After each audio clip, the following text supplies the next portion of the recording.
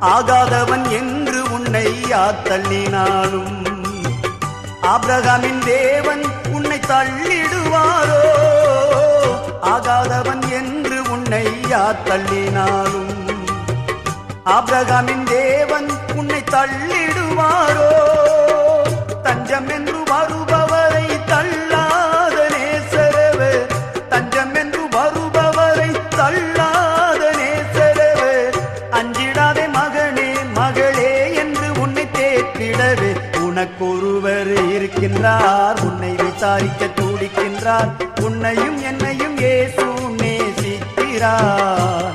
உன்னை உள்ள கைகளில் வரைந்திருக்கிறார்.